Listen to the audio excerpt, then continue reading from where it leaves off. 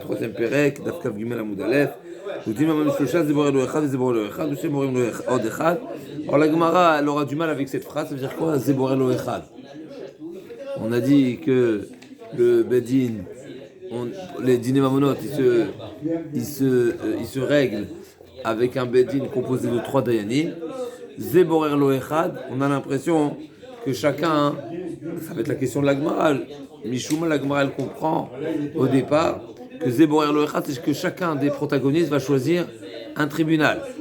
Zeborer lo Echad, un tribunal, Zeborer lo Echad, un deuxième tribunal, ou Shneim Borim lo Echad, un troisième tribunal, ça fait en tout 9. La Gemara, elle dit non, Borer lo Echad, chacun va choisir un dayan. Et d'accord, donc chacun choisit un dayan, et les deux ensemble vont choisir un troisième dayan. Ça c'est d'après Rabbi Meir. Et d'après Chachamim, Shnei Dayanim Borim lo Echad. C'est les deux dayanim qui vont choisir le troisième dayan. Donc il y a deux avis. Premier avis, les deux protagonistes, chacun choisit un et ils se mettent d'accord pour le troisième en commun. Et d'après Chachamim, non, c'est pas les protagonistes qui choisissent le troisième, c'est les deux premiers qui vont choisir le troisième. D'accord, donc ça c'est deux avis. Shnei Dayanim Borim lo Echad. Ze posel dayano chez ze, ze posel dayano chez ze. Rabbi Meir. D'après Rabbi Meir, chacun aura le droit d'invalider ou de considérer invalide le dayan que le premier a choisi. On va demander depuis quand qui a le droit d'invalider qui que ce soit. Qui tu es pour invalider? Si c'est un dayan, il est diplômé, La Gemara va répondre qu'on parle de dayanim pas diplômés, on parle des dayanim qui étaient acceptable, pas genre, je l'accepte pas je l'invalide. Alors on va voir, Khazak, on va voir. La Gemara va dire on des soura, effectivement, oui, tu l'acceptes. Oui, invalide, c'est-à-dire que Khazak, tu l'acceptes pas, ça veut dire que tu considères qu'il n'est pas à la hauteur. C'est ce que ça veut dire. On va voir, effectivement, la Gemara va dire on parle des soura qui n'étaient pas forcément des grands compétents. D'accord? Donc ça va être dans la Gemara. Chaim Omrim, Emata, Bisman Shemevi, Alem, Reaya, Shem, Korim, Psulim, Avalum, Ayuksherim. Après Rachamim, en aucun cas, depuis quand on peut, c'est seulement dans le cas où il y a un lien de parenté, où il y a une raison pour laquelle le dayan ne peut pas traiter cette affaire, qu'effectivement le protagoniste sera de droit de prétendre de ne pas se soumettre au choix du deuxième protagoniste, n'est-ce pas, s'il a un lien de parenté ou s'il y a une autre raison pour laquelle il est invalide. Mais sinon, il ne peut pas. On va voir dans la Gemara c'est quoi le point de discussion. Pareil d'après Rabbi Meir, chacun pourra invalider et considérer invalide plutôt les témoins que l'autre va ramener. Et là aussi, à nouveau,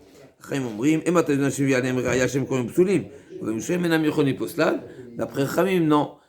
On ne peut pas, et on va voir encore une fois c'est quoi le point de discussion, parce qu'il faut comprendre depuis quand on est en mesure de mettre les propos de Rabbi Meir demandent des explications, puisque c'est difficile de donner le droit, de dire que chacun a le droit, de dire que le dayan, non je me soumets pas à ce dayan, je me soumets pas à ces témoins, ça veut dire quoi? Ils sont diplômés, s'ils sont valides, s'ils sont cachés, pourquoi on va autoriser, pourquoi on va retenir les arguments du protagoniste? On va voir tout ça dans la Gemara.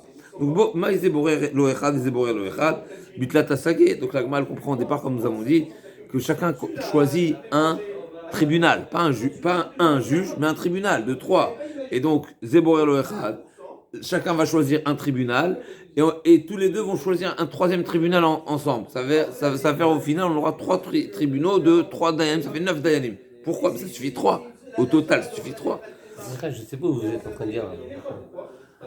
Perek, Shelishi. Ah, je suis arrivé, pardon. Dafkav Gimel, Zeborer. Dine Mamonot Bishlosha. Zeborer lo Echad et Zeborer lo Echad. Kav Gimel. On avance dans vous, C'est un peu compliqué ça.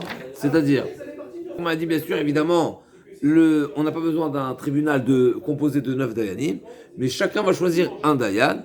Et comme nous avons dit, et tous les deux vont choisir un troisième, donc ou bien les deux protagonistes ou les deux premiers juges vont choisir un troisième juge. Shneborelo bedin echad vezeborelo bedin echad, shneborimlo dechad, vafilu La Gemara dit, ok, donc chacun choisit un et tous les deux choisissent un troisième. La Gemara dit, va filou lové matzeme akev. Est-ce que même l'emprunteur est en mesure de s'opposer au choix du prêteur? V'amar Rabbi Elazar lo shanu la malvé aval lové kofinoto vedan beiro. La Gemara dit, je comprends pas, il y a un enseignement qui nous dit, si tu me dis que chacun choisit, ça veut dire à nouveau qu'il y en a un des deux qui ne veut pas se soumettre au tribunal de la ville. Mais la Gemara dit, donc on est tous les deux en mesure de s'opposer à se faire juger par le tribunal de la ville. La Gemara dit pas du tout. Ce droit-là, il est seulement un droit du prêteur, mais pas l'emprunteur. L'emprunteur, il doit se soumettre. L'emprunteur, normalement, il doit se soumettre aux règles et au tribunal de la ville. Damar Rabbi Elazar, lo shanu la malvé, avalo vekofinoto vedan beiro. La Gemara dit que Damar Rabbi Yochanan, be'arkaot shebesura shanu, achanami be'arkaot shebesura shanu. Ici, on ne parle pas d'un tribunal officiel compétent, parce qu'effectivement, si c'est un tribunal compétent et officiel, il n'y a pas plutôt compétent qu'officiel. Donc, s'il est compétent, il n'y a aucune raison effectivement d'écouter les arguments de désaccord, et on doit se soumettre au tribunal de la ville. Mais si c'est un tribunal qui n'est pas compétent, comme les tribunaux qu'il y avait en Syrie, n'est-ce pas? Alors c'était de chez nous, mais c'était pas des grands compétents. Alors effectivement, on peut, dans ce cas-là, même l'emprunteur a le droit de s'opposer et ne pas se soumettre au choix du prêteur. Donc le prêteur a choisi un bed-in pour aller se faire juger. Si les juges ne sont pas compétents, même l'emprunteur peut s'y opposer. Mais par contre, si c'est des compétents, la page tout de la Gemara Mumchim, ça veut dire que c'est pas seulement des compétents, mais c'est des diplômés. Mais en aucun cas, il peut s'y opposer. Donc première interprétation de la Gemara. La Gemara dit, si tout ce que la Mishnah nous enseigne, qu'il y a ce choix possible des Dayanim, c'est-à-dire que les deux protagonistes n'ont pas d'obligation de se soumettre au choix de l'autre, c'est seulement si c'est des Dayanim non compétents. Mais s'ils sont diplômés, s'ils sont compétents, ils ne peuvent pas. Ça c'est la position première explication de la Gemara. Rafa Papa n'est pas d'accord. Rafa Omer, afilutema mumchin, même si on parle de juges compétents, malgré tout, Kigon Bedina de Ravuna et de Rafrizda, des Kamarle, Mika Matrachnalach, d'accord? Donc s'il y a on est dans un même domaine, dans une même ville, dans une même région, et donc il y a deux super bedin, d'accord? On est dans la même région, et il y a deux super bedin. L'un veut aller chez l'un, et l'autre veut aller chez l'autre. Donc le lové, il peut prétendre, qu'est-ce que ça te dérange d'aller chez l'autre? Toi tu veux là, moi je veux aller là. D'accord? Donc il n'a pas d'argument. Quand est-ce qu'il y a un argument où effectivement, si ils sont pas compétents, première réponse d'Agmara, alors c'est logique que j'ai le droit d'émettre mon avis et de dire je suis pas d'accord de me faire juger par un tribunal que je considère non compétent. Et effectivement, ils n'étaient pas super compétents. Maintenant, quand il y a deux tribunaux compétents dans une même région, dans une même ville, alors effectivement, là, pourquoi ne pas donner le droit aux deux protagonistes de faire leur choix? Puisque le lové, n'est-ce pas, c'est quoi la règle normalement? Pourquoi le lové, il est censé se soumettre l'emprunteur est censé se soumettre au prêteur? Parce que Eved lové les ishmalvé. Donc tu es un emprunteur, tu dois te soumettre et reconnaître et être reconnaissant envers ton bienfaiteur qui t'a prêté de l'argent.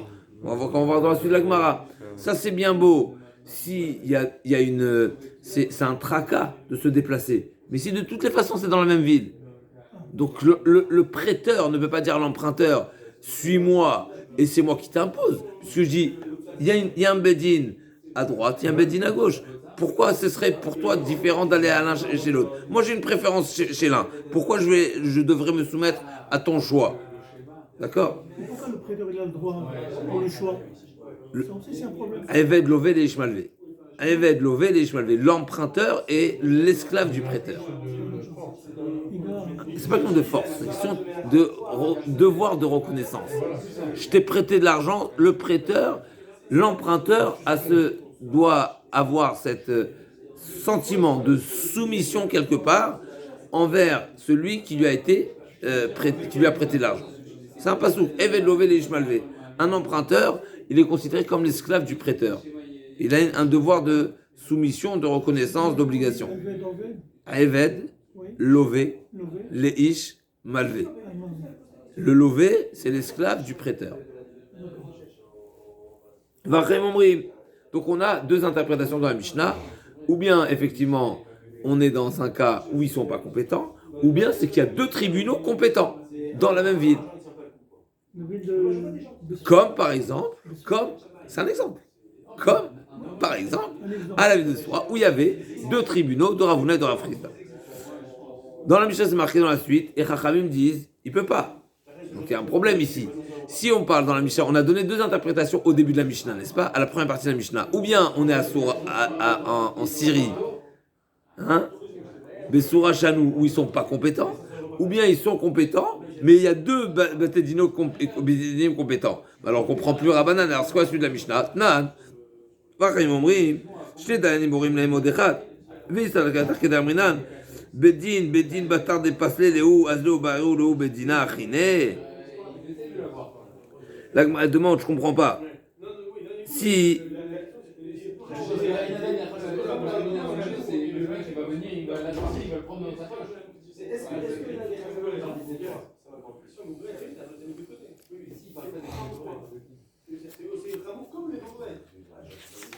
Une fois que le protagoniste, on va dire, d'après, quelle est la logique de Rabbanan, n'est-ce pas? Qu'est-ce qu'on a dit d'après, quand on a Soura, n'est-ce pas, à Souria, donc les bédines ne sont pas compétents, et donc un des protagonistes dit, non, moi je ne veux pas me faire juger par ce bédine. Donc il lui dit, très bien, choisis-toi un dayan. Donc chacun choisit son dayan, et ensuite, d'après Rachamim, c'est les deux dayanim choisis, donc l'un, il a choisi son dayan, l'autre, il a choisi son deuxième dayan, et les deux dayanim, entre eux, vont se mettre d'accord pour choisir un troisième dayan. D'accord? C'est les dayanim qui vont choisir le troisième dayan. La Gemara dit, je ne comprends pas. Quelle est la logique de choisir un troisième dayan par ces deux dayanim? Mais un des protagonistes considère que c'est un mauvais dayan, celui-ci. Un des deux dayanim, il est mauvais. Et donc, pourquoi c'est pas une solution pour lui de lui donner que ce soit lui qui choisisse le troisième? Parce que tu ne fais pas choisir à quelqu'un qui n'est pas compétent, il va choisir quelqu'un comme lui qui n'est pas compétent également. Ensuite, après, il y a un deuxième problème. Il ne fallait pas dire Zeborer lo echad. Il fallait dire. C'est la deuxième fois. Oui, et on a un problème avec on revient à la première question où on dirait que chacun choisit un bedin et pas un dayan.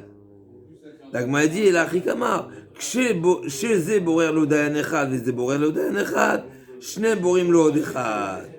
La Gemara dit effectivement lorsqu'on est amené et qu'on est effectivement on est amené à choisir chacun son dayan.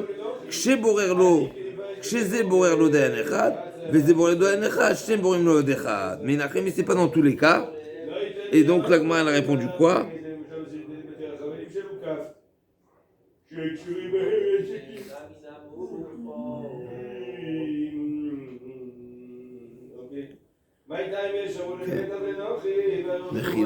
Comme ça, la Gemara a dit comment tu peux dire que on donne le droit à chacun d'invalider le beddin donc les trois qui ont été choisis. Donc le beddin qui a été choisi par l'un, il peut être invalidé. En tous les cas, on peut ne pas accepter de se faire juger là-bas. Donc la Gemara demande comment ce beddin là qui a été invalidé, c'est pas le dayan, c'est le beddin. Comment le beddin qui a été invalidé par l'un va faire le choix d'un troisième beddin alors qu'il est invalidé. La Gemara dit non, en réalité c'est pas le beddin, c'est les dayanim. Donc on sort du on va dire on fait pas un choix de tribunal, on fait un choix de juge. D'accord? Donc chacun va choisir son juge comme on a traduit au départ. L'Agmara a pensé que d'après Chachamim, quand le Chachamim disait que c'est les deux qui vont choisir un troisième, ça veut dire que c'est les deux batés dinim qui vont choisir un troisième bedin. Encore une fois, comme on a dit au départ, comme dans la première question de l'Agmara, l'Agmara dit non, c'est chacun des dayanim.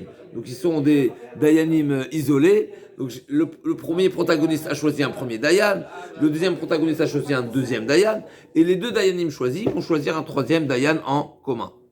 D'accord?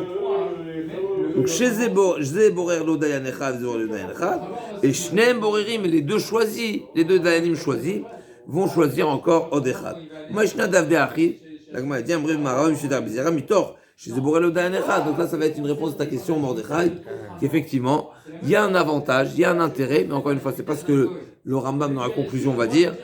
Il y a un intérêt, le fait que chacun ait choisi son dayan, eh ben effectivement il y aura les deux dayanim choisis vont chacun défendre effectivement leur client. Alors c'est pas qu'ils vont défendre à tort, bien sûr que non. Mais il y a alors et on parle pas de pot de vin ou quoi que ce soit. Mais en tous les cas,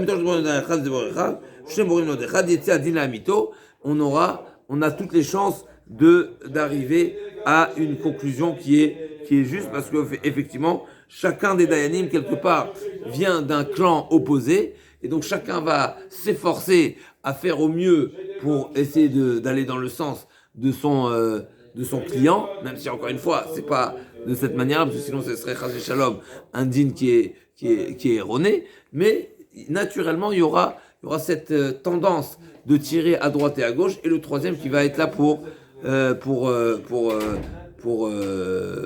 trancher, pour faire le. Ouais. Il va défendre qui, le troisième? Le sens premier de la Gemara, c'est que la mytho, on a l'impression que chacun va défendre l'un plus que l'autre. Rashi dit un mot différent, il dit Tsaïté Dina. C'est pas qu'en réalité, chacun des dayanim aura une préférence à défendre l'un ou l'autre, mais c'est le protagoniste qui aura plus de facilité d'accepter de se faire juger par une personne qu'il a choisie.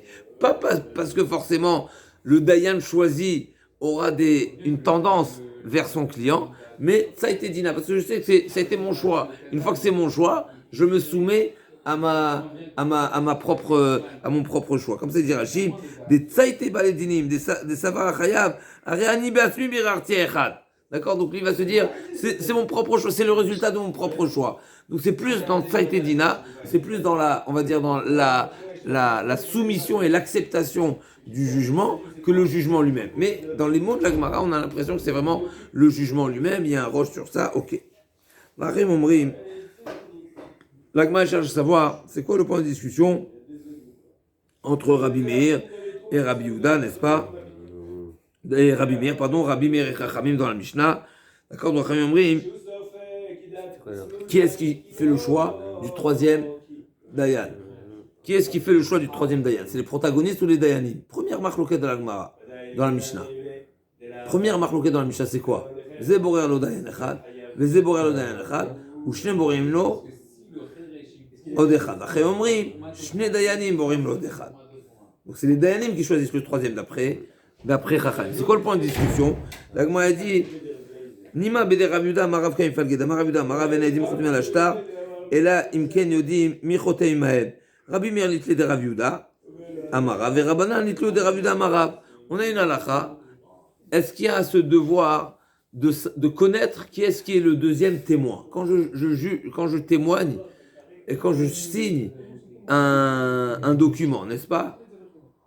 Un acte de mariage, une ktuva, un get, un acte un document, une lettre de créance. Est-ce que forcément il y a une exigence que les deux dayanim se connaissent?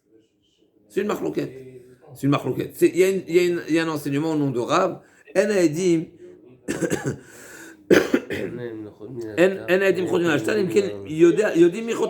ont besoin de se connaître pour savoir s'il est cachère, pour savoir s'il n'y a pas de problème, etc. Ah bah oui, comme ça au moins il n'y a pas de problème. Oui. C'est une bonne éducation. Maintenant, est-ce que c'est une exigence? Est-ce que c'est une halakha qui s'impose aux témoins ou pas forcément? Il nous dit Rav Yehuda Marav, c'est une exigence qui s'impose aux témoins. Le témoin avant de signer, il doit savoir avec qui il signe. pour être certain que le deuxième témoin il est cachère. Parce que sinon, si finalement il n'a pas fait cette vérification, eh ben, c'est comme si qu'il est un petit peu responsable, n'est-ce pas, de ce document qui sera signé par des témoins non valides. Donc l'Agmara a supposé que c'est le point de discussion. D'après Rabbi Meir qui dit que c'est les deux protagonistes qui choisissent le troisième, eh ben le troisième n'est pas forcément connu par les deux premiers. Par contre, d'après Chachamim, où c'est les deux premiers juges qui vont choisir le troisième juge, donc effectivement, ils doivent se connaître. Verbe, tu Rabbi Damarav, l'Agma dit des Koulalma Itleu des Rabbi Damarav, les data d'Ayanim Koulalma le plugé des Bainan, qui plugé d'Aad Baledinim. Rabbi Meir Savar, d'Aad Baledinim Nami Bainan, Rabbi Savar, d'Aad Bainan, d'Aad Baledinim le Bainan.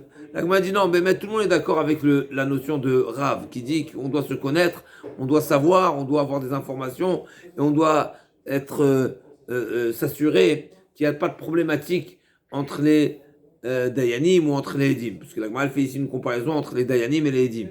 La question de savoir, c'est est-ce que c'est seulement les concernés entre eux, donc c'est qui les concernés? C'est les témoins eux-mêmes, ou bien c'est les juges eux-mêmes qui doivent savoir qu'il n'y a pas de problème entre eux, il n'y a pas un d'entre eux qui est invalide pour une raison ou pour une autre, ou bien non, on a besoin de savoir aussi, également, les protagonistes aussi doivent avoir cette certitude-là qu'il n'y a pas de problématique.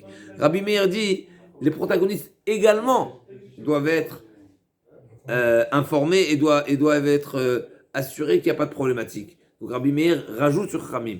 Chachamim disent non, c'est seulement les Dayanim qui sont concernés, et donc c'est les Dayanim entre eux qui doivent se connaître, et les protagonistes ne doivent pas forcément connaître les Dayanim.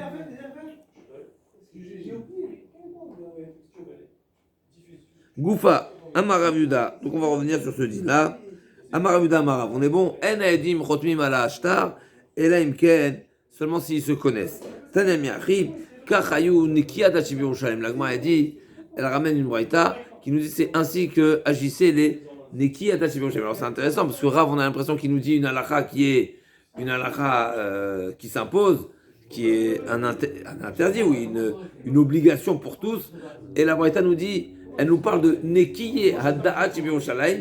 Elle parle de vraiment ceux qui étaient les pointilleux, n'est-ce pas, qui avaient un esprit très, très fin, très sensible, n'est-ce pas, à Yerushalayim. Que quoi?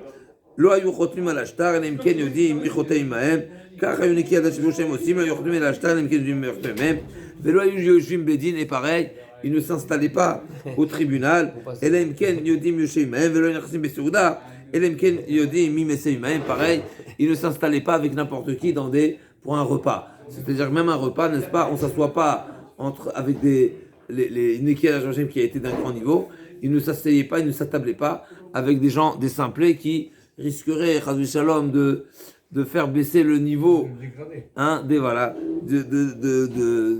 dans la Séouda. Ok.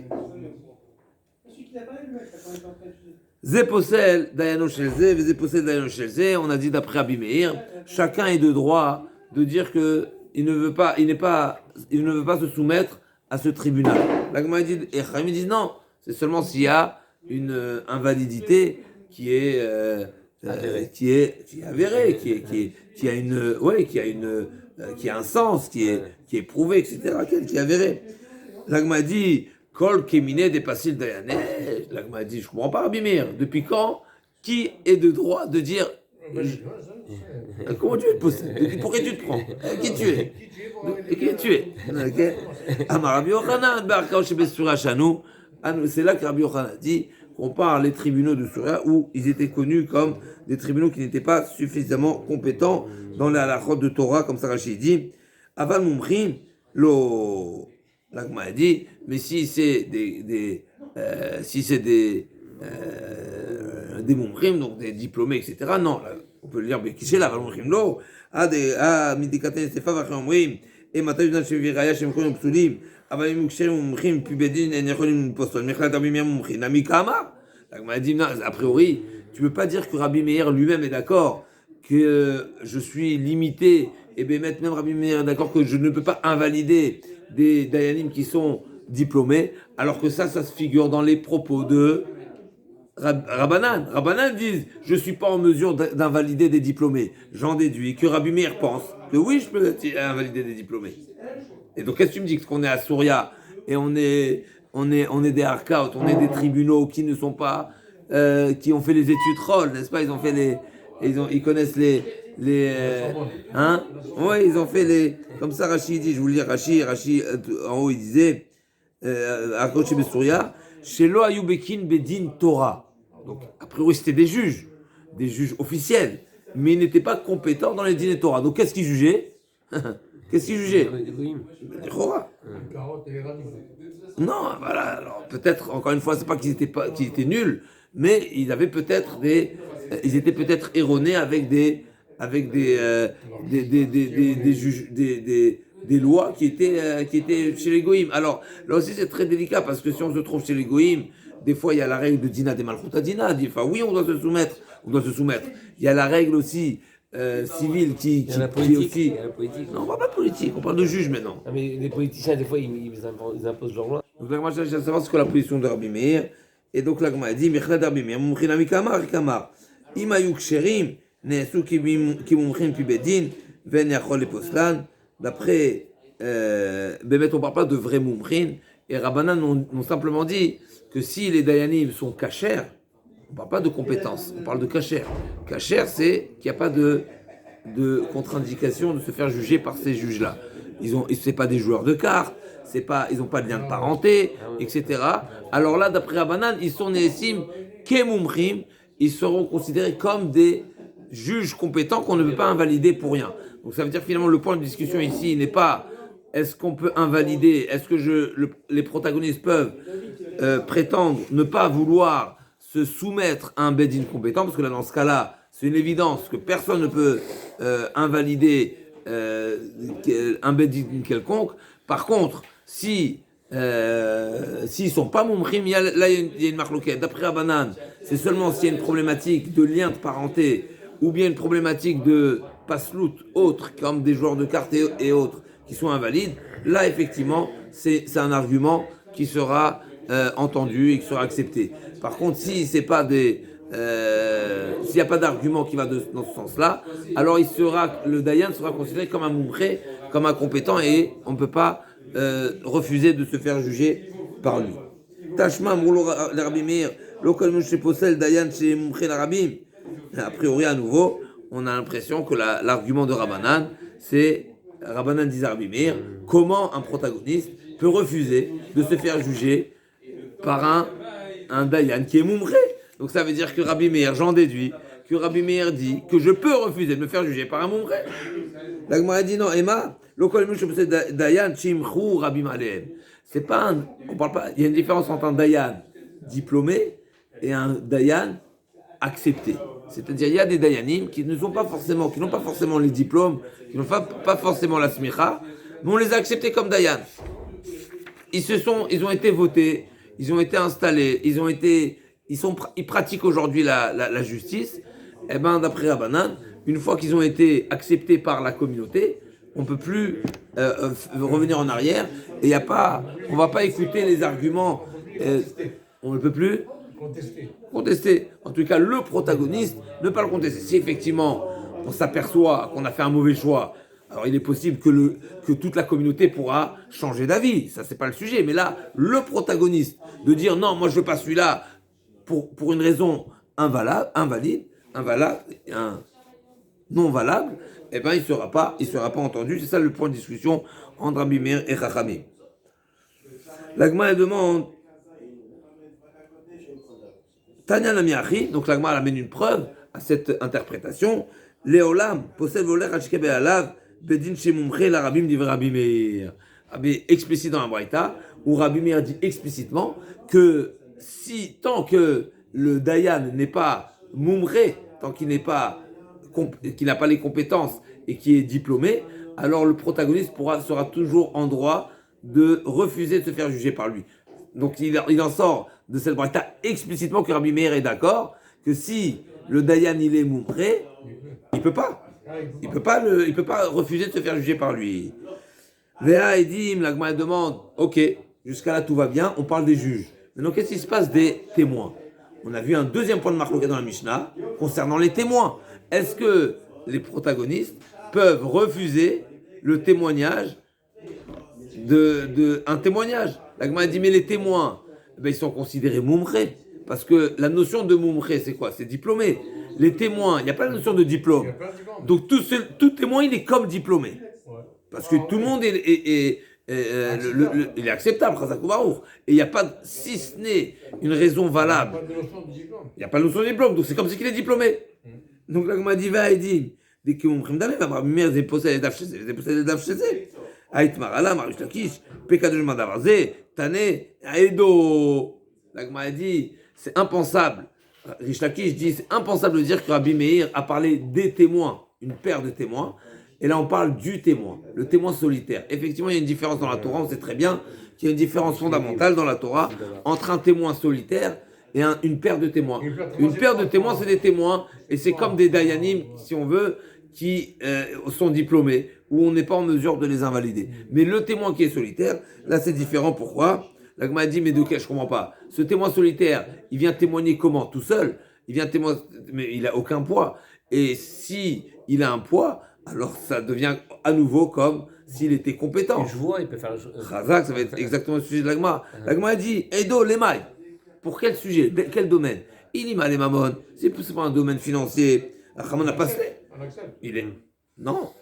Ah non, on n'accepte pas. Il n'est pas suffisant. Ah. Lo yakum ed echad be'ishlechol avon kol khatan.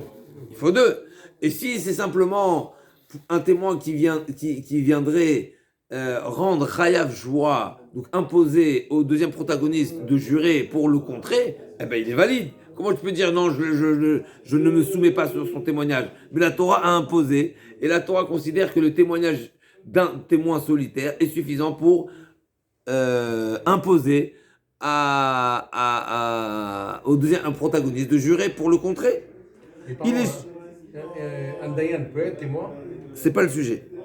C'est pas le sujet. C'est un grand sujet dans la Gemara, c'est pas le sujet. Ednesa Dayan, est-ce qu'un témoin peut être juge? C'est un sujet dans la Gemara, mais c'est pas le sujet. Il est choix, et si c'est concernant les capacités de ce témoin solitaire de faire jurer, d'imposer une choix au protagoniste, eh ben, effectivement, la Torah a donné du crédit à ce témoin. Kebetre leolam le mamon. La Gemara dit non, effectivement, on parle de témoins solitaires qui viennent mechev de payer l'argent. L'autre sera des kiblés à l'ékebetre. On parle du cas où c'est au départ les protagonistes se sont mis d'accord, n'est-ce pas? Moi je te dis par exemple, j'ai un différend avec toi, Yoshua. Je lui dis, tu sais quoi? Si tu m'amènes Réhouven qui vient de témoigner, eh ben je me soumettrai à son témoignage. Ah oui. Moi je lui fais confiance. Moi je te dis, si tu amènes un témoin contre moi qui dit comme tu dis, eh ben je me soumettrai. Donc au départ, j'ai accepté de me faire accuser et de me soumettre au témoignage de. Et ensuite je fais marche arrière.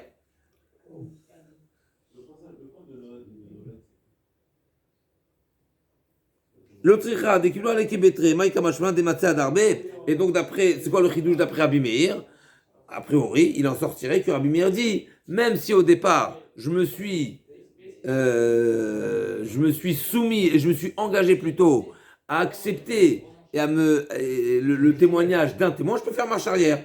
J'ai dit, je fais marche arrière. J'ai pas fait il n'y a rien qui m'empêche de faire marche arrière. La Gemara dit à Marlo, alors c'est quoi le chidouche de Rabbi Meir? Des matzé à Darbe, mais on l'a déjà dit, Tanina, Marlo, Rabbi Meir Omer, Yacholar Zorbo, c'est déjà une marloquette qui est enseignée, qui est établie. Est-ce que l'engagement comme ça, oral, est-ce que je peux faire marche arrière ou pas? Donc c'est déjà une marloquette qui est enseignée. Donc pourquoi ici le répéter? Rabbi Meir Chachamim a dit, Vamar Avdimi Bered Rav Nachman. Donc on parle d'un cas où les deux protagonistes se sont mis d'accord de se faire juger ou de se faire témoigner, ou d'accepter le témoignage d'un proche. Admettons, on se met tous les deux. On s'est mis d'accord. Oui, c'est fini. On s'est mis d'accord. Il y a deux étapes. D'abord, est-ce que je peux me faire juger par un proche si je suis d'accord? Oui. Deuxième étape, deuxième question, est-ce que dans le cas où on s'est mis d'accord de se faire juger par un proche, est-ce que je peux faire marche arrière ou pas? Là, il y a une marloquette entre Rabbi Meir et Chachamim. Tout le monde est d'accord que si on se met d'accord, tous les deux, de nous faire juger par un homme qui n'est pas compétent, par un proche ou autre, ou par un passoul, si on s'est mis d'accord, on s'est mis d'accord. La question c'est est-ce que je peux faire marche arrière une fois que je me suis engagé? Rabbi Meir dit tu peux faire marche arrière. Chaim dit tu peux pas faire marche arrière. Tu t'es engagé, tu t'es engagé. Et sur ça, Rav Dimi a expliqué c'est quoi le fond, le fond de la pression du sujet ici. Rav Dimi Rav Yosef qui gonne des kibla ale bechad. On parle même dans le cas où on s'est mis d'accord de se faire juger ou se faire témoigner avec un témoin. D'accord? Et malgré tout, il y a une marloquette entre Rabbi Meir et Khamim. Est-ce que je peux faire marche arrière de mon engagement ou pas? L'Agma dit tzricha. Donc j'ai deux enseignements a priori qui vont dans le même sens, mais l'Agma a dit les deux sont nécessaires. Pourquoi? Kaf Gimel Amoud Bet, deuxième ligne. Dei Tana Abba Vavicha Be'akam Rabbanan de l'Omatzeh Adar Mishum d'Abba Vavicha Chazule Alma. L'Agma a dit j'aurais pu penser quand est-ce que Rabbanan n'autorise pas le marche arrière quand on s'est mis d'accord de se faire juger par un parent. D'accord? Tous les deux, on s'est mis d'accord de se faire juger par un parent. Ou ton père, le Rav, ou mon père, le Rav, n'est-ce pas? Après, on veut faire marche arrière. Rabbi Meir dit, on peut faire marche arrière. On a dit oui, et ben on dit non. Ils me disent non, on s'est mis d'accord, il n'y a pas de marche arrière possible. La Gemara dit, j'aurais pu penser, c'est seulement dans ce cas-là que Rabbanan dit, je ne peux pas faire marche arrière. Pourquoi? Parce que nos parents, ils sont cachers pour d'autres personnes. Ah oui. Donc, Si je fais marche arrière, j'en dis que je les avais dit. non. Du fait qu'en soi, c'est des dayanim cachers. Pour nous, ils ne sont pas saouls. Mais pour les autres, ils sont cachers. Donc, c'est des dayanim attitrés. Encore une fois, nos parents, ils peuvent juger des étrangers. Ils ne peuvent pas nous témoigner, nous juger à nous. Donc, c'est un problème qui est, on va dire, qui est personnel, qui est technique. Mais en soi, le dayan, il est dayan. D'accord? Donc, j'aurais pu dire, c'est seulement dans ce cas-là que Chachamim dit que je ne peux pas faire marche arrière. Pourquoi? Parce que le dayan, il est dayan. Mais de se faire juger par un témoin, mais un témoin, il n'est jamais valide. Donc, j'aurais pu penser que Rabbanan, pour le témoignage, se faire juger ou de se faire plutôt témoigner par un témoin, tout le monde pourrait être d'accord. J'aurais pu penser que tout le monde est d'accord, qu'on peut faire marche arrière. Parce que c'est un engagement, on va dire, qui est pas contraignant, qui n'empêche pas le marche arrière possible, le marche arrière, parce que justement, c'est le dayan, le témoin solitaire, pardon, il n'a jamais le statut de témoin. Il est solitaire. Il n'est pas suffisant.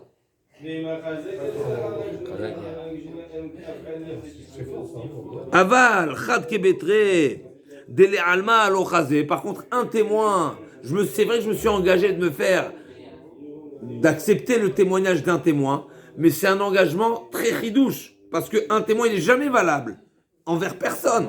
C'est pas assez un témoin. Par contre, les parents, pour nous, ils sont problématiques, mais pour les autres, ils sont oui valables. D'accord? Donc, c'est pas la même chose. Donc, aval chad kebetre dele alma alochazé, mamoudou le Rabbi Meir viash minan behabea kamar Rabbi Meir avalbe mal moderne. Natsricha. Ok. L'Agma a dit, donc on avait besoin des deux enseignements. Donc, on a donc établi effectivement, le cas de la Mishnah. On a trouvé le point le sur point de la lequel, marloquette. le point de marloquette, c'est est-ce que je peux faire marche arrière quand je me suis engagé d'accepter un témoignage d'un solitaire? Rabbi Meir dit oui, tu peux faire marche arrière. Rabbanan disent non. Cette marloquette, on l'a vu ailleurs, mais c'est une marloquette qui est similaire, mais qui n'est pas au même niveau. À savoir, quand je me suis engagé de me faire témoigner par un proche. Là aussi, la même marloquette, Rabbi Meir dit, on peut faire marche arrière. Rabbanan dit, tu ne peux pas faire marche arrière. Maintenant, jusqu'à quand il peut faire marche arrière? C'est pas juste, n'est-ce pas? Est-ce que jusqu'au Gmardin? Après Gmardin, on va voir ces précisions, mais la Gmardin continue. En fait, Mechila, quand on dit qu'on On n'accepte pas cette réponse. Donc, qu'est-ce qu'on a dit? Au départ, l'Agma a dit Edav, au pluriel. L'Agma a répondu non, c'est pas Edav, c'est Edo, au singulier. Donc, c'est pas une paire de témoins, c'est un témoin. Et de quoi on parle?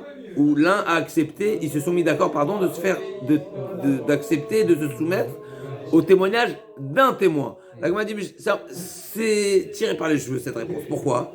Parce que dans la Mishnah, au départ, c'est marqué quoi? Dayan et Dayan, on parle du Dayan, donc c'est le vrai Dayan. Et ensuite, c'est marqué témoin. Donc, c'est les vrais témoins. Les vrais témoins, c'est deux témoins, c'est pas un témoin. Là, il m'a dit Hamidi Katane Reshad Dayano, Vesefa Edav. Donc, au départ, c'est marqué Dayano au singulier. Et ensuite, c'est marqué Edav au pluriel.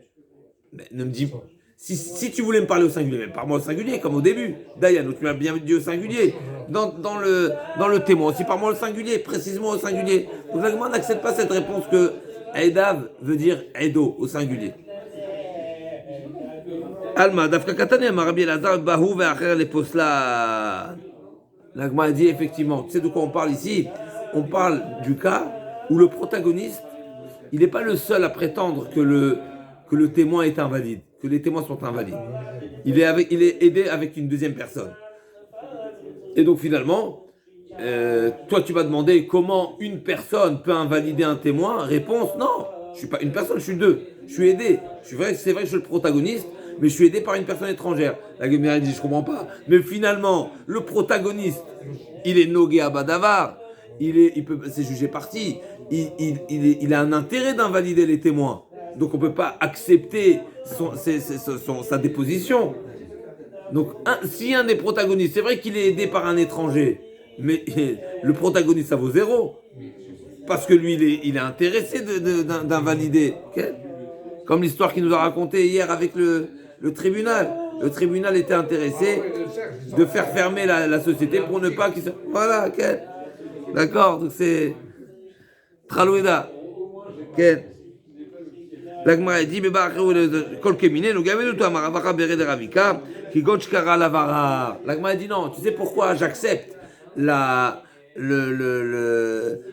dire l'association des deux personnes qui vont invalider ce témoin, c'est parce que de toutes les façons, il y a déjà des rumeurs sur ce témoin. Il y a des rumeurs. Donc en réalité, il est déjà à moitié invalide. Je ne fais seulement que établir l'invalidité. Mais l'invalidité, il y a déjà des rumeurs. La Gemara dit de quel type de rumeurs tu parles? Si le type de rumeur qu'il y a sur ce témoin, c'est qu'il est soupçonné de vol, d'accord? Donc on a déjà des soupçons sur un témoin qu'il est voleur. Alors, kol kemine, nogabe du tout. À nouveau, on ne peut pas s'appuyer pour qu'un témoin soit invalide parce qu'on l'accuse de vol, il faut deux témoins. D'accord? Et donc le protagoniste ne peut pas faire office de témoin parce qu'il a un intérêt d'invalider le témoin. Kol kemine, il m'a kol kemine no gabe du tout. Et la rare de bgamishpacha. Rabbi Meir, ça va. C'est quoi la problématique ici? On ne vient pas invalider le témoin parce qu'il est voleur ou parce qu'il a transgressé un interdit, mais parce qu'on le considère, on ne sait pas s'il est juif. C'est ça le héros, c'est ça les soupçons qu'il y a sur cette personne, c'est son affiliation est remise en question. Donc on a un doute, peut-être il est invalide, peut-être c'est un esclave, peut-être c'est un goy, n'est-ce pas? On ne sait pas c'est qui sa mère, etc., sa grand-mère, d'accord? Donc là, comment il dit comme ça, d'après Rachid, n'est-ce pas, Bgamishpacha, quand on parle de Bgamishpacha en général. Quand il vient témoigner, il dit je m'appelle monsieur. Mais non, on ne sait pas c'est qui sa mère. On ne sait pas c'est qui sa mère. On ne sait pas c'est qui sa mère. Il y a des doutes. Est-ce que sa mère, elle a été libérée ou elle n'a pas été libérée? Est-ce qu'il est né avant la conversion, après la conversion? Donc on a un doute. Il y a un héros. Héros, il y a des soupçons, il y a des rumeurs qui vont à l'encontre de ce témoin. D'accord? Donc quand Rabbi Meir dit, le protagoniste est en mesure de témoigner à l'encontre du témoin, même si quelque part il y a un conflit d'intérêt, n'est-ce pas qu'on appelle ça? Conflit d'intérêt. Quand il s'agit d'un témoignage comme celui-ci, qui est par exemple de dire que le témoin c'est un esclave, là il n'y a pas de problème. Pourquoi? Parce que c'est un shem klali, c'est quelque chose de général. Ça me concerne pas que à moi, c'est quelque chose qui va se faire savoir, Chazak ou Baruch. Rabbi Meir, ça va, Hané Amishpacha comme c'est Deviou Mele Kapasil. Moi je témoigne pas, mon accusation elle n'est pas envers lui. Je suis pas en train de dire que le témoin il est invalide. Je suis en train de dire que sa mère, c'est un problème de sa mère. C'est un problème général. C'est un problème qui ne, n'est-ce pas? Son affiliation. Par contre, d'accord, donc c'est pas lié. Vers Rabbanan, c'est vrai, sauf nos gabés du tout. Et Rabbanan pense que même dans ce cas-là, même si le protagoniste souhaiterait invalider par une problématique de Eved, d'accusation d'esclave, même dans ce cas-là, eh ben, il sera pas accepté et je ne pourrai pas l'associer avec un deuxième témoin parce que finalement il a un intérêt direct. Qui a Rav Dimi Amar Rabbi Yochanan machloket b'shti kitei edim. Rabbi Meir savar tzarich levarer, Rabbanan savar en tzarich levarer. Aval bekat achat divrei hakol en yachol leposlan. Donc Rav Dimi nous dit tout le point de discussion ici dans la Mishnah entre Rabbi Meir et Chachamim. On parle du cas où il y a deux paires de témoins. D'accord? Donc il y a deux paires de témoins ici.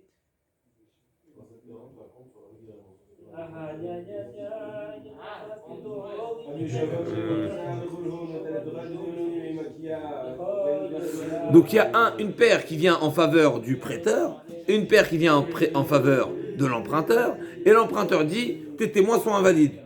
Seulement dans ce cas-là, Rabbi Meir dit il est en mesure d'invalider, à savoir, tant qu'il ne prouvera pas, le prêteur ne prouvera pas que sa paire de témoins est cachée ou bien qu'il ne vient pas avec une autre paire de témoins, on donnera raison au témoin du prêteur, de l'emprunteur, de l'emprunteur. Ça veut dire que l'emprunteur, en réalité, son argument est fondé, pas directement, mais aussi sur le fait qu'il a lui-même des témoins en sa faveur. Donc j'ai des témoins en ma faveur. Alors c'est vrai que moi j'ai des témoins en ma faveur, mais toi aussi tu as des témoins en ta faveur. Donc normalement, quand on a tous les deux une paire de témoins, qu'est-ce qu'on fait? C'est match nul. D'accord? Maintenant, le problème c'est que moi je prétends que tes témoins sont faux. Rabbi Meir dit, dans ce cas-là seulement, on peut écouter l'argument du protagoniste et si toi, prêteur par exemple, tu ne prouves pas qu'ils sont bons tes témoins ou tu ne viens pas avec une nouvelle paire de témoins, tu perdras. Même si normalement on devrait dire qu'il y a une opposition entre les deux paires et qu'on est ex aequo. Non, on n'est pas c'est pas équitable ici. Parce que moi j'ai un argument qui va à l'encontre de. Donc il y a Rav Dimi, Amar Rabbi Yochanan, Rabbi Shekite Edim, Rabbi Meir Savar, Tzarich levarer, Rabbanan Savar, en tzarich levarer. Aval bikat achad, divrei hakol, en yachol leposlan. Amrou lefanav, Rabbi Ami ורבי אסי, אין שם אלא כת אחת מהו? אין שם אלא כת אחת, ואמרת, אבל בכת אחת דברי הכל יכול לפוסלן. אלא נמצאת כת שנייה, קירובין או פסולים, מהו? Si effectivement, une des deux paires, il s'avère qu'elle est invalide parce que c'est des proches, ils ont un lien de parenté, ou bien parce qu'ils sont invalides parce que c'est des voleurs ou des joueurs de cartes, etc. L'Agma a dit, Amarlem kvaridou edim rishonim. Je comprends pas. S'ils ont témoigné, donc c'est fini. Ikade Amre, Amaravashi, kvaridou edim rishonim, nima beplukta de Rabbi veraban Shem Gamliel Kaiflage, Tanya.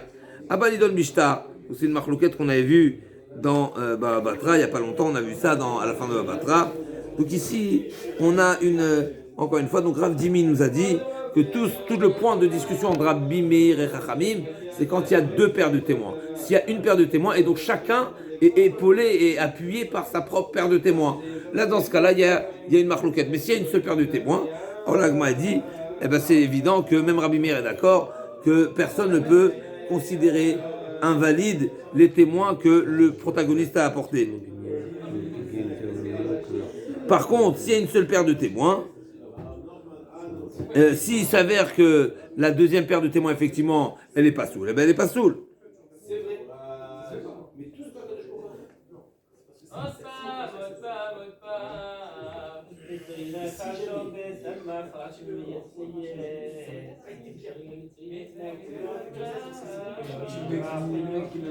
Maintenant, qu'est-ce qui se passe dans le cas l'action de l'Agmara et dans le cas où, admettons que l'emprunteur, il avait une paire de témoins. Donc, le prêteur, il a une paire de témoins. L'emprunteur, il a une paire de témoins qui va, chacun défend voilà. Et l'emprunteur invalide les témoins du prêteur. Et ensuite, il s'avère que les témoins de l'emprunteur sont des témoins sur lesquels on ne peut pas s'appuyer. Parce qu'ils ont un lien de parenté. Donc finalement, il n'est plus épaulé par personne. Qu'est-ce qui se passe? L'Agma a dit, ils ont déjà témoigné. C'est-à-dire qu'ils ont déjà témoigné du fait que comment il s'appelle? Le Baaldin, l'emprunteur ou le prêteur, au moment où ils ont invalidé la deuxième paire, on ne savait pas que que sa déclaration a été invalide. Parce que nous, on pensait que la paire de témoins qu'il avait amenée, elle était bonne. C'est seulement après qu'on a su. Donc, est-ce qu'on va retenir l'invalidité du protagoniste ou pas? La Gemara a dit deux avis. Ika de Amré, Amaravashi, Kvaridou et Shonim. Et donc, au moment du témoignage, ils n'étaient pas Nogim Bedoutin. Donc, ou bien Kvaridou Aidim Rishonim. Veika de Amré, Amaravashi. Donc, est-ce que c'est. Donc, il y a deux avis ici. Qu'est-ce qui a répondu? Kvaridou Rishonim. Donc, ici, tout le monde est. Il n'y a pas de marloquette en tout cas, que du fait qu'au moment de l'invalidité où le protagoniste invalide les témoins du deuxième protagoniste, on ne savait pas qu'il ne pouvait pas être Témoigner. qui pouvait pas être accompagné par les autres témoins, et bien effectivement son invalidité, son argument qui sont invalides est invalide. L'agma a dit, est-ce que cette marloquette, elle est liée à la marloquette de Rabban Shimon ben Gamliel vers Rabbanan, à savoir celui qui prétend avoir des preuves. Par exemple, il prétend avoir un shtar, n'est-ce pas? Et il a aussi une chazaka. D'accord? Donc moi je dis, le terrain il m'appartient, et j'ai les documents, et en plus ça fait 3 ans. Est-ce qu'on va lui réclamer d'amener le shtar ou pas, le document ou pas? C'est quoi la logique? En réalité, c'est quoi la meilleure preuve? Entre le document et les 3 ans d'occupation, c'est quoi la meilleure preuve? C'est le document. Seulement la chazaka, les années d'occupation, viennent à la place du document. N'est-ce pas? C'est une marloquette là-bas, Rachid Tosfot, Rashbam Tosfot, comme on explique ce point de marloquette, mais en tous les cas ici.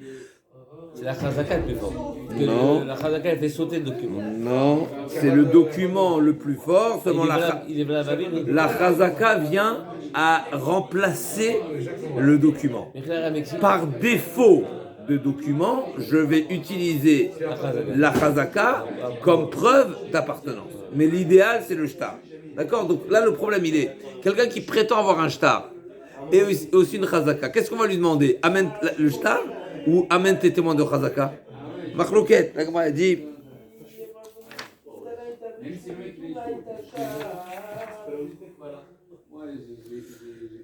Donc, Miplukta de Rabbi, deuxième grande ligne. Miplukta de Rabbi vers Rabbi Shimon Gamliel Kaiflige. Tania, Balidon Bishtar Bechazaka, Nidon Bishtar dit Rabbi. Rabbi dit, tu prétends avoir un shtar, eh ben on va lui dire, amène ton shtar, et on va le vérifier. Et d'après Rabbi Shimon Gamliel, mais Nidon Bechazaka, Vavinanba, la Gemara s'explique, c'est quoi le point de discussion ici? Bechazaka velo Bishtar, est-ce que ça voudrait dire que Rabbi Shimon Gamliel Rabbi Shimon Gamliel qui dit Bechazaka, ça veut dire Chazaka, que Chazaka et pas shtar. Ça veut dire quoi? Si tu amènes le document, ça va pas suffire. C'est impensable. Et la Ema, Av Bechazaka. Le point de discussion, il est justement celui-là. D'après Rabbi Shimon Gamliel, je peux me suffire des preuves qui sont la Chazaka. Alors que d'après Rabbi, une personne qui prétend avoir un shtar, eh ben on va lui dire amène ton shtar. On va pas lui dire choisis ce que tu veux. On va lui dire amène le shtar. C'est quoi le fond de leur marquette? C'est que est-ce que le Bedin va exiger à une personne qui a déclaré avoir des preuves d'aller au bout de ses arguments? Tu prétends avoir des preuves? Eh ben vas-y, amène-les. C'est ça le marloquette. Une des explications, bien sûr. Là-bas, c'est une marloquette entre Rajon et Tosfot. Mais chez nous aussi, on a une marloquette.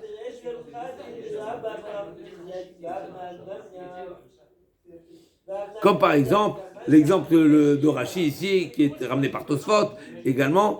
Admettons qu'une personne qui dit, tu sais quoi, moi j'ai 5 témoins. Pas un, j'ai 2 paires de témoins. Est-ce que le Bedin va dire, tu as prétendu avoir 2 paires? Eh bien, amène-moi les 2 paires. Ou bien il va dire non. Le Bedin va dire, je me suffis d'une. Marloquette. D'après Rébi, tu as prétendu quelque chose, eh bien, le Bedin va lui exiger d'aller au bout de la vérification de ses arguments. Tu dis pas ce que tu veux au Bedin. Au Bedin, chaque mot, n'est-ce pas, il peut se retourner contre toi. Donc tu as dit que tu as 5 témoins, je vais te demander les 5 témoins. Tu parles pas en l'air. Ça c'est d'après Rébi. Rabbi Shimon Gamliel dit non, c'est pas parce que j'ai prétendu que s'impose à moi, c'est pas pour autant qu'on va m'appliquer une règle plus sévère que si j'avais rien dit. D'accord? Donc ça c'est la marloquette.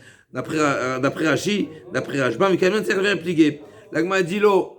Et donc l'Agma veut faire comparer ces deux points de Marloquette. De même que Rébi et Rabbi Shimon Gamliel sont en discussion, est-ce que s'impose à chacun des protagonistes d'aller jusqu'au bout de ces arguments, de ses propos, et donc et le Bedin va lui exiger de prouver et d'appliquer et de mettre, voilà, tout ce qu'il a dit ou pas. L'Agma a voulu le comparer avec la marloquette de celui qui a invalidé les témoins de l'autre, mais qui était au départ,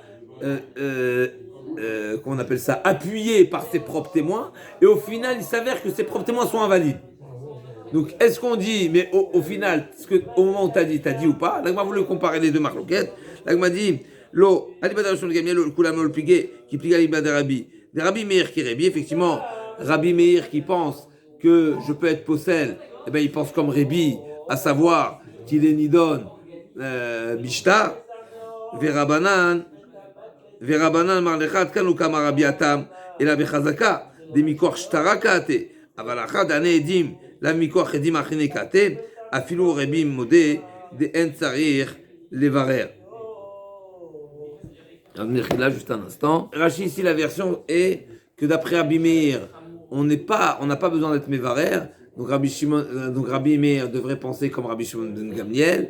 Et Rabbanan pense que Tzarech Levarer comme Rébi. D'accord. De même que Rébi a dit que celui qui prétend avoir un shtar, on va jusqu'au bout. Ben là aussi, on va vérifier. Alors que d'après Rabbi Meir, En Tzarech Levarer comme Rabbi Shimon ben Gamliel. C'est pas parce que je prétends avoir certains nombres de preuves. Et si je peux me suffire d'une partie des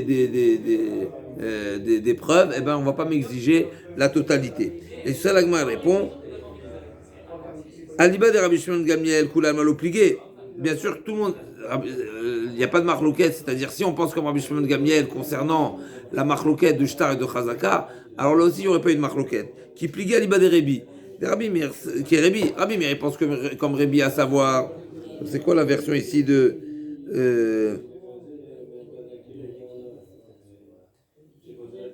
la version de Rashi Mechila. Tout ce que Rabbi Meir va te dire, tout ce que Rabbi a dit dans le cas du terrain que l'occupant devra amener le shtar, c'est parce que le shtar vis-à-vis de la chazaka, plutôt la chazaka vis-à-vis du shtar, c'est nul. C'est-à-dire c'est seulement une roue de secours. Donc c'est sûr qu'on ne va pas s'appuyer sur la roue de secours si tu prétends avoir la vraie preuve. Par contre, chez nous,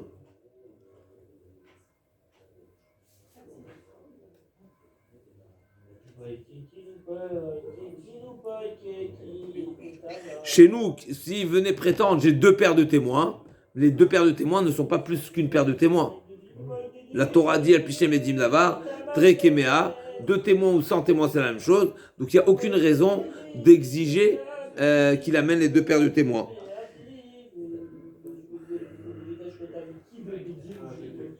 Une seule paire de témoins, lesquels? Ce qu'il veut. Quelqu'un qui prétend avoir deux paires de témoins, est-ce que le Bedin va dire amène les deux paires de témoins? Ok. Récapitule en une phrase. Qu'est-ce que l'Agma a dit? L'Agma a dit, on revient à expliquer quelle est la marloquette entre Rabbi Meir et Rabbanan dans la Mishnah. Est-ce que je peux invalider les témoins ou pas? L'Agma a dit, si on parle, Rav Dimi a dit, quand est-ce qu'un des protagonistes peut invalider les témoins du deuxième? Quand lui-même il est aidé par des témoins. D'accord? Donc ça veut dire qu'il y a deux paires de témoins qui s'opposent. Il y a les témoins du premier protagoniste, les témoins du deuxième protagoniste. En plus de cette opposition des témoignages, un des protagonistes se permet de dire que les témoins de l'autre protagoniste sont invalides. D'accord? Donc on a témoignage contre témoignage, plus une accusation sur les témoins eux-mêmes. Maintenant, c'est pas fini. Maintenant, l'Agmara dit, dans ce cas-là, il y a la marloquette. Pourquoi? Parce que Rabbi Meir dit, du fait que je suis aidé par mes propres témoins, n'est-ce pas? Alors je suis en mesure d'invalider les autres témoins. Donc la marloquette, elle est bêchtée qui t'est edim. Mais s'il y a seulement une paire de témoins, bien sûr que même Rabbi Meir est d'accord que je ne peux pas invalider les témoins. N'est-ce pas? Le protagoniste ne peut pas invalider les témoins des autres. Maintenant, la Gemara parle d'un cas très compliqué. Qu'est-ce qui se passe dans le cas? Il y a une première période de témoins en faveur de Réhouven, le prêteur. Il y a une deuxième période de témoins en faveur de l'emprunteur, Shimon. Et Shimon prétend que la première période de témoins est nulle. Mais ensuite, il s'est avéré que quoi? Que la première paire, que la paire des témoins qui était de Shimon, elle est invalide. Pourquoi elle est invalide? Ils ont un lien de parenté. Donc lui, il se retrouve tout seul à invalider les témoins. Et on a dit que le protagoniste n'est pas en mesure d'invalider les témoins. La Gemara a dit malgré tout, il a déjà, quand il a parlé, il a fait sa déposition. Nous, on ne savait pas qu'ils étaient invalides. Ils étaient invalides, puisqu'ils étaient invalides. C'est une réalité qu'ils sont invalides. Mais nous, on ne savait pas qu'ils étaient invalides. Du fait qu'on ne savait pas qu'ils étaient invalides, eh ben, on prend au sérieux, on prend en compte ce que le protagoniste a dit. Et donc, le deuxième devra à tout prix ramener des preuves que ces témoins sont valides. Et s'il ne ramène pas des preuves qui sont valides, eh ben, il perdra le jugement. La Gemara dit, d'après qui ça va? Rabbi Meir qui a dit que le protagoniste, dans ce cas-là, est en mesure d'invalider le témoignage du premier, il suit la position de Rébi. De même que Rébi a dit, celui qui prétend avoir un document, eh ben, il doit l'apporter le document. Et s'il ne l'amène pas, il perd. Eh ben, là aussi, toi tu as amené des témoins. Moi je prétends qu'ils sont invalides. Si tu ne prouves pas qu'ils sont valides, eh ben, tu vas perdre. Et Rabbanan disent non, c'est pas lié. Notre cas, le cas de la Mishnah et le cas de Rabbi et Rabbi Shimon ben Gamliel ne sont pas liés. Pourquoi? Tu sais pourquoi Rabbi a dit qu'une personne qui prétend avoir un document, eh ben on va lui exiger d'apporter le document et on ne va pas suffire de la preuve de Chazaka?